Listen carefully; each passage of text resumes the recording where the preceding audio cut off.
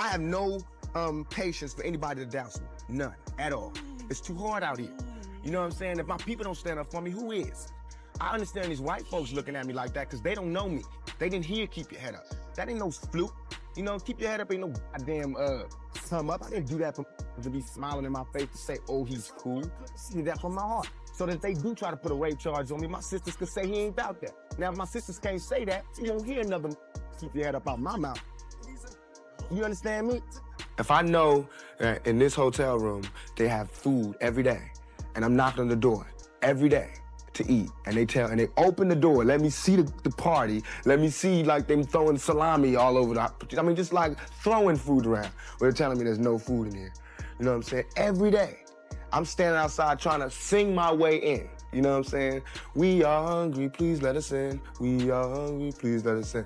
After about a week, that song is gonna change to we hungry, we need some food. After 2-3 weeks, it's like, you know, give me all the food, breaking out the door. And after a year, and you just like, you know what I'm saying? I'm picking the lock, coming through the door, blasting, you know what I'm saying? It's like you hungry, you reached your level, you don't want any more. We asked 10 years ago. We was asking with the Panthers. We was asking with them, you know, with civil rights movement. We was asking. You know, now those people that were asking, they're all dead and in jail. So now what do you think we're gonna do? Ask? I've never wanted to be a gangster. I'm a thug, but I'm a nice person. I'm a thug by survival. I have to be to survive, not because I want to be. I don't want to hurt nobody. You know what I'm saying? I want to survive. I want to make money. I want to be in business. I want to do it. But what's honest about the world is that no one's going to let me do that.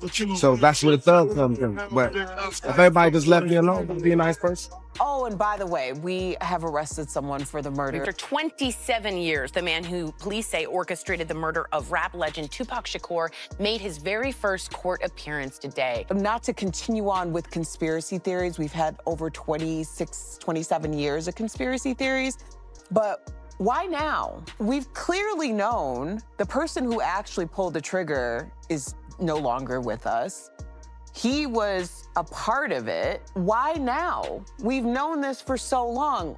Why? Why this particular moment? Do you have a theory? I don't have a theory. I'm just always like, when you're like look over here, what are we missing over here? It's raising your spidey sense. About, I don't know what. Right. But it feels to me like it's a very odd thing. Like, oh, and by the way, we have arrested someone for the murder. We wrapped it up. 27 years later. Like, what? Okay, my name is Tupac Shakur, and I attend Tamalpais High School, and I'm 17 years old. Do you like being 17? And it's like 17 is such a weird age. It's such a in the middle age. You're not 18 yet, and you're older than 16. But I like it. It's nice. It's like a learning stage for me. What's up next for you after this project? Forward, up, faster, bigger, taller. I got things that's in front of me, but I won't know till I step in it. Tupac article had me pissed off, you know what I'm saying? And the rumors that's spreading is on some tip like we set him up, you know what I'm saying? And that's crazy. It's ridiculous, you know what I'm saying? But then I also understand that if you were to get shot 5 times, mind is just completely spinning, you know what I'm saying? You're real confused about your situation. So it'll cause you to say things that you really don't mean. Just when everybody thought the Tupac case was finally dead and buried, the story took a hard left turn. A new arrest dropped out of nowhere, the kind that doesn't bring closure, it brings chaos. Because this wasn't some random name pulled from an old police file. This move quietly pointed back to a man who's been talking for years, and possibly protecting someone much bigger. And once that possibility enters the picture, the entire case changes shape. This stops being about who pulled a trigger and starts becoming about who controlled the moment. Because the truth is, on the night Tupac was shot, there were 4 people inside that white Cadillac, and time has erased 3 of them. Keefe D was in the front passenger seat. Driving was Terrence Bubble Up Brown. In the back seat sat DeAndre Big Dre Smith and Keefe D's nephew Orlando Anderson. Today, only one of those men is still alive. Bubble Up is gone. Big Dre is gone. Orlando Anderson was killed years later in a separate street incident. That leaves Keefe D as the last living witness to what actually happened inside that car.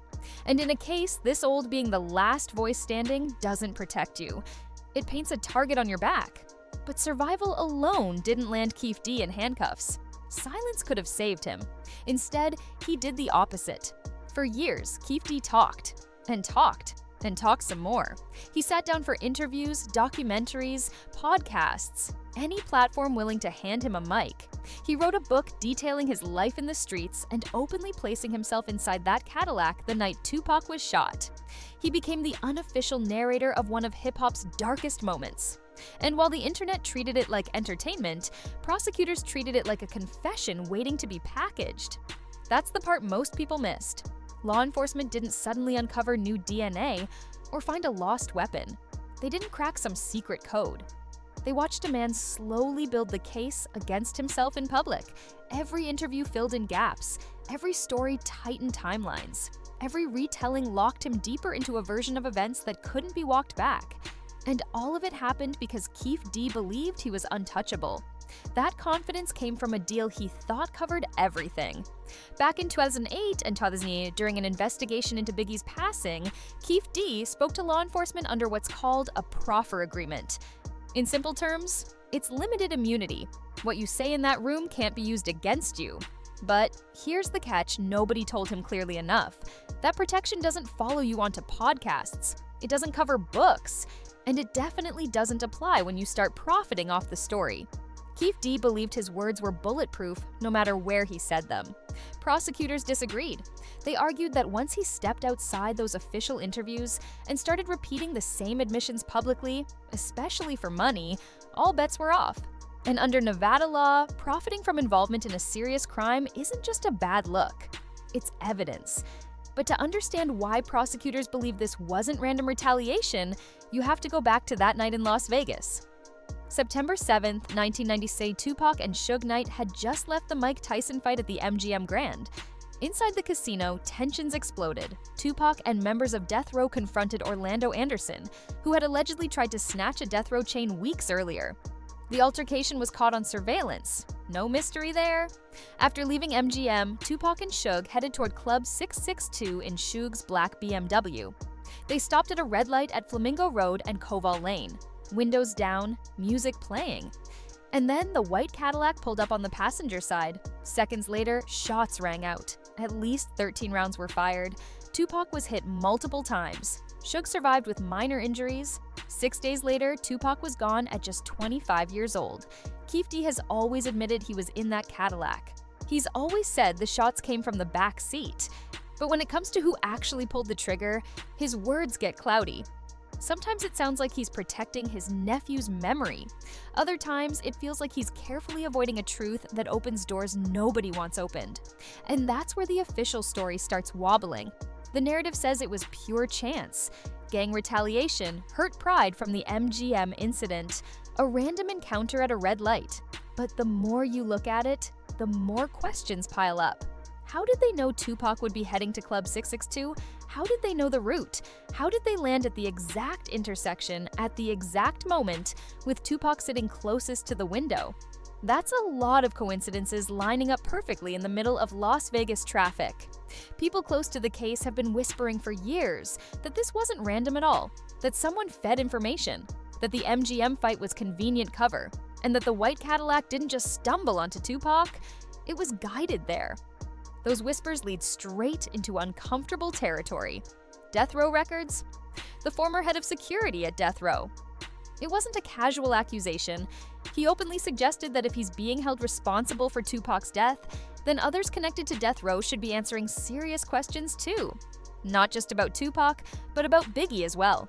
Reggie Wright Jr. has always been a controversial figure, connected to both the streets and law enforcement through family ties. Present during a chaotic era where money, power, and paranoia ruled everything.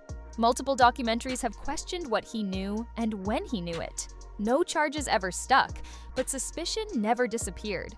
And while prosecutors focus on Keefe D, the streets keep asking the same thing. If he's responsible for being part of the crew, then what about the people who allegedly supplied information? The ones who knew routes, the ones who knew schedules, the ones who stood to gain? Then came the reaction nobody expected. When news broke of Keefe D's arrest, many assumed Suge Knight would feel some sense of relief. After all, he was in the car.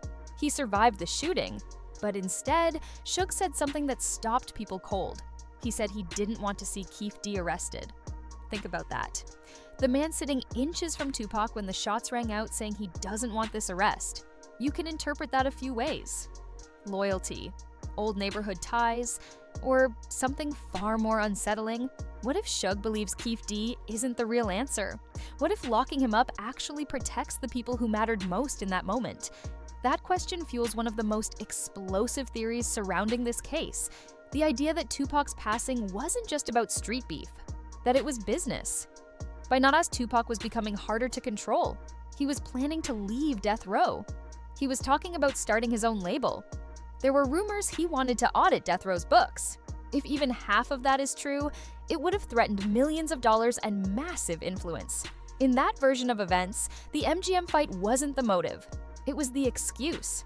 A perfect distraction that allowed a calculated hit to look spontaneous. And if that's the case, then Keefe D and his crew weren't masterminds. They were tools. Think about it. If someone wanted Tupac vulnerable, they'd need him distracted, emotional, predictable. They'd need rivals already looking for him. They'd need him moving without heavy security. And on that night, all of those boxes were checked. Keefe D has admitted they were looking for death row members that night. He's admitted they had a weapon. He's admitted they knew about Club 662. The only question is how they knew enough to be at the exact right place at the exact right second. And that's where this case refuses to settle. Legally, prosecutors don't need him to be the shooter. Nevada's felony murder rule means if you were part of the act, you're responsible for the outcome. That's why the case keeps moving forward despite the fog. Motions to dismiss based on immunity have been denied. Bail requests have been rejected. Judges have openly expressed concern about him profiting off the story while fighting the charges. The trial itself has been pushed to February 2026. Defense attorneys say they need more time. They claim new witnesses exist. They argue decades-old evidence needs deeper review. Meanwhile, prosecutors are stacking timelines, statements, and contradictions. Public opinion is split. Some believe Keefe D finally talked himself into accountability. Others believe he's the perfect fall guy, loud enough to blame, exposed enough to charge, and convenient enough to close the book without flipping to the pages that make powerful people uncomfortable. And the truth is, his arrest hasn't answered the biggest question at all. Who wanted Tupac gone? Because if this were just about retaliation, the story would have ended years ago. Instead, it keeps circling back to power, money, and silence. The kind of silence that lasts decades. Whether this trial delivers justice or just an ending remains to be seen. But one thing is clear. This case didn't reopen to heal old wounds. It reopened to remind everyone that some truths don't stay buried, they wait. And as long as only one man sits in a cell while the questions keep growing, the Tupac case will never really be over.